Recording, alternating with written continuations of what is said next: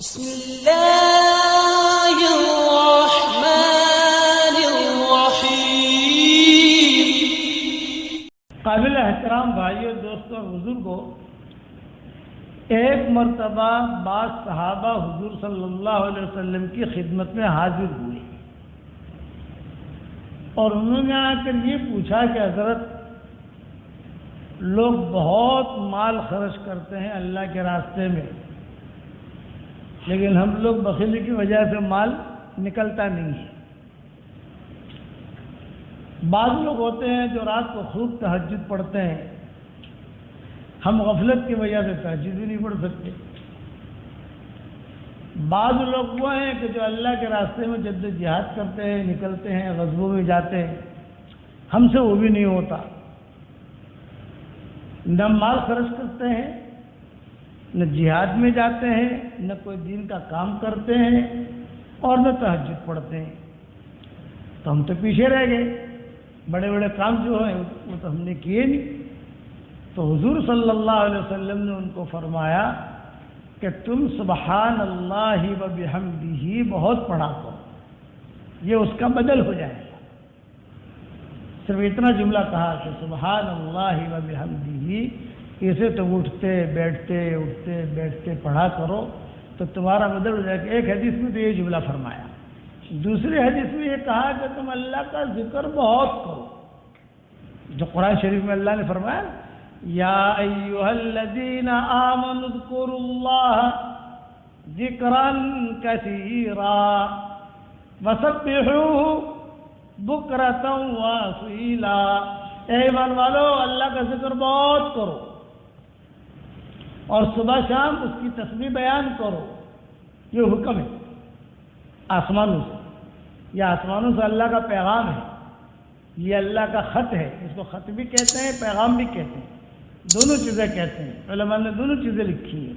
تو یہ آسمان سے اللہ کا ذکر بہت کرو، تو ہمارے یہاں غفلت بہت ہے، ہمارے یہاں پیسے بھی نکلتے نہیں ہیں، کوئی لمبا چوڑا کام بھی نہیں کرتے۔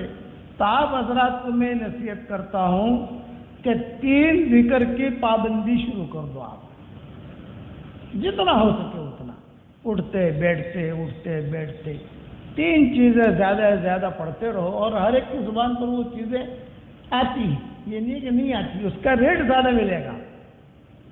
ایک تو کلمہ بہت پڑھو تو ہمارا ایمان تازہ ہوتا رہے گا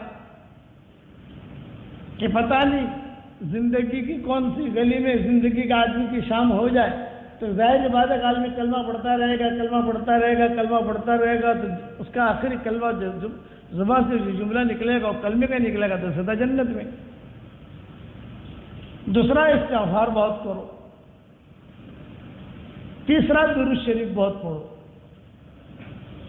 اپنا ٹائم باندھ لو، آپ 24 گھنٹے تو 24 گھنٹے میں ہر وقت آدمی نہیں پڑے گا، کھائے گا بھی، سوئے گا بھی، میٹنگ بھی کرے گا، بات بھی کرے گا، بس اتنا کہ ابھی مجھے جو ہے صبح کے وقت میں کلمہ بہت پڑھنا ہے، دوپہر کے وقت میں استغفار بہت پڑھنا ہے، اور رات کے وقت میں درود شریف بہت پڑھنا ہے۔ بس چلتے پھرتے اللہم صلی علی محمد۔ درود شریف پڑھنے کا سب سے بڑا فائدہ یہ ہے کہ آدمی ایک مرتبہ درود شریف پڑھتا ہے تو فرشتہ اس آدمی کا نام اور اس آدمی کے باپ کا نام، ماں باپ کا نام لے کر وہاں درود پہنچاتا ہے، یعنی کہ ہمارا نام، ہمارے ماں باپ کا نام وہاں پہنچتا ہے حضور کے دربار میں۔ کتنی بڑی فائدے کی چیز ہے، فائدہ ہی فائدہ ہے اس میں۔ اچھا، باقی نیکیوں کے لیے اخلاص ضروری ہے، کلمہ اخلاص سے پڑھو، استغفار اخلاص سے پڑھو، درود شریف کے لیے اخلاص ضروری نہیں ہے۔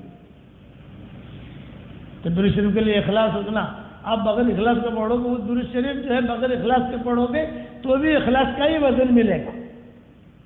یہ ہماری شریعت میں ایک ہی نیکی ایسی ہے کہ جس میں اخلاص کی ضرورت نہیں ہے۔ آپ نے غفلت کے ساتھ پڑھا، اٹھتے بیٹھتے پڑھا اللہم صلی علی محمد، اتنا پڑھ لے۔ ایک بزرگ تھے، وہ تو جب بھی اپنا کوئی کام کاروبار وغیرہ جب شروع کرتے تھے، جیسے یادی بناتے ہیں لوگ، کبھی آج یہ کام کرنا ہے، آج یہ کام کرنا ہے، آج یہ کام کرنا ہے، تو سب سے پہلے لکھتے تھے بسم اللہ الرحمن الرحیم، پھر نیچے لکھتے تھے اللہم صلی علی محمد وعلی آل محمد، بس اس کے بعد اپنا کام شروع کرتے تھے کہ نمبر 1 یہ کام ہے، نمبر 2 یہ کام ہے، نمبر 3 یہ کام ہے، تو فرماتے تھے کہ اللہ میرا کام ایسا بنا دیتا ہے، لکھا اور کام ہو گیا، لکھا اور کام ہو گیا، لکھا اور کام ہو گیا.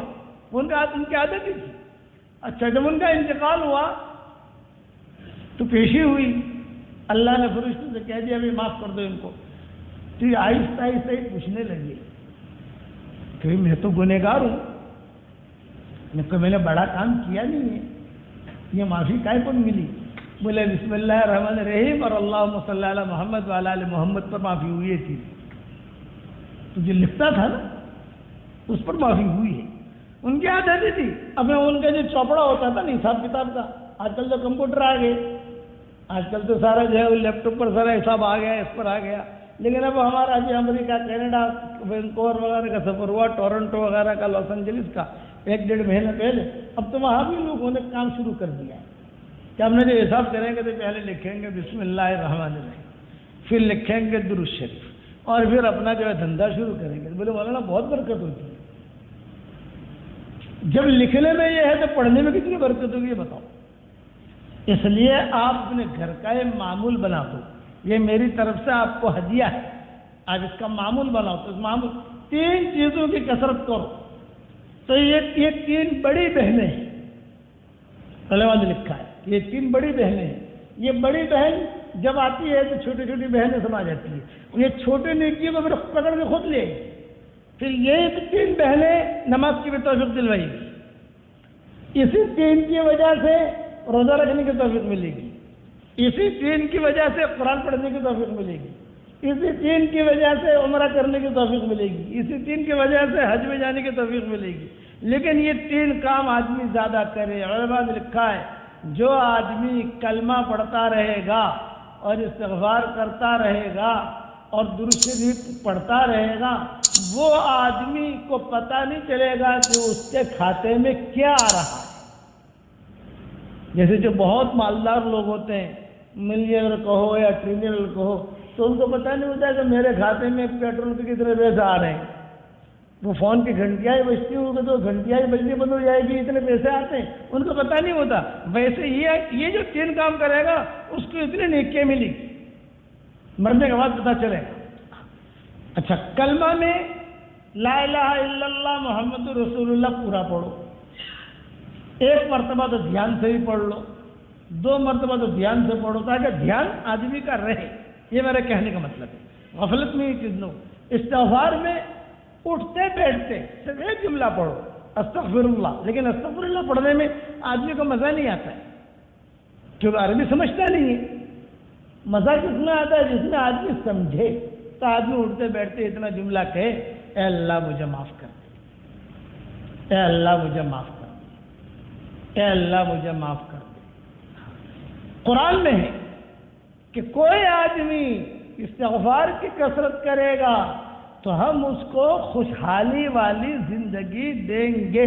یہ وعدہ ہے، حدیث میں نہیں. حدیث میں تو بہت ہے. میں نے ایک کتاب لکھی ہے، اس کا نام ہے گلدستہ مغفرت. اس میں صرف استغفار کی فضیلتیں میں نے لکھی. 113 یا 112 حدیث ہیں صرف استغفار اور کچھ نہیں. یہ کرو گناہ معاف، یہ کرو گناہ معاف، یہ کرو گناہ معاف. علماء نے لکھا ہے کہ گناہ معاف کرانے کے اسباب اللہ نے بہت بتائے. آسمان کی طرف دیکھ کر صرف 3 مرتبہ آدمی اتنا کہہ دے اے اللہ مجھے معاف کر دے، تیرے علاوہ کوئی معاف کرنے والا نہیں ہے. اے اللہ تو مجھے معاف کر دے، تیرے علاوہ کوئی معاف کرنے والا نہیں ہے.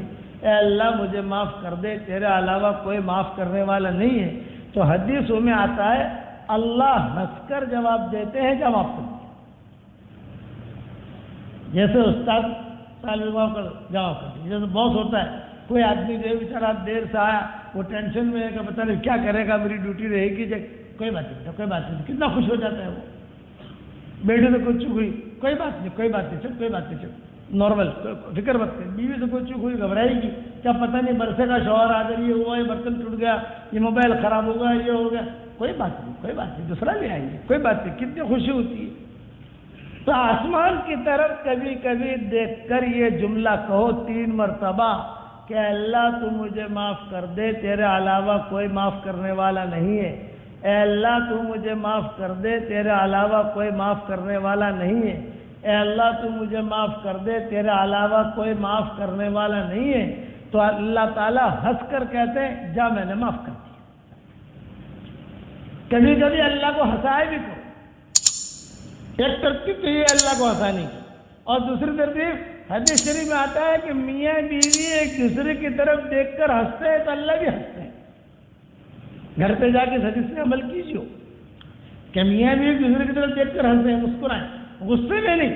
کبھی کبھی مولوی صاحب نے کہا ہے، پیر صاحب نے کہا ہے تو کرنا تو پڑے گا، تو یوں آنکھیں دکھا کر چل کہا آج میں ہنس رہا ہوں، یہ پیار ٹپک رہا ہو، یہ حدیث میں آتا ہے کہ پیار ٹپک رہا ہو، میاں بیوی ایک دوسرے کی طرف دیکھ کر مسکرائیں تو اللہ کو بھی ہنسی آتی ہے، اللہ بھی ہنستے ہیں۔ اگر دونوں میاں بیوی ایک دوسرے سے مسافہ کریں، حدیث شریف میں آتا ہے، تو مسافہ کریں، ملاقات کریں، ہاتھ ملائیں، تو روایت بھی یہ ہے کہ 10 انگلیاں میاں کی، 10 انگلیاں بیوی کی، 20 انگلیاں ہو گئی، 20 انگلیوں سے ایسے گناہ جھڑتے ہیں، جھڑ جھڑ جھڑ جھڑ جھڑ، جیسے کہ پانی کا نل کھولو تو پانی کیسا دھڑ دھڑ دھڑ گرتا ہے، اس طریقے سے گناہ جھڑتے ہیں۔ یہ اسباب بتائیں، اس میں 3 چیزوں کی کثرت کرو گے انشاءاللہ بھائی، کیا کیا چیز کی کثرت کرو گے بتاؤ؟ نمبر 1 کیا ہے؟ واہ واہ، دوسرا اور تیسرا درود شریف۔ اب اس کو کبھی آگے پیچھے کرنا ہو، بھائی سواد درود شریف پڑھنی ہے، بیچ میں سے استغفار پڑھنا ہے، رات کو کلمہ پڑھنا، کوئی حرج کی بات نہیں۔ کبھی کوئی زیادہ ہو جائے، کم ہو جائے تو بھی حرج کی بات نہیں، آج کلمہ زیادہ پڑھ لیا ہے، درود شریف کم ہے، کوئی حرج کی بات نہیں۔ کبھی درود شریف زیادہ ہو گیا، کلمہ کم ہو گیا، کوئی حرج کی بات نہیں۔ تقدیم تاخیر ہو جائے، بس یہ وظیفہ ہے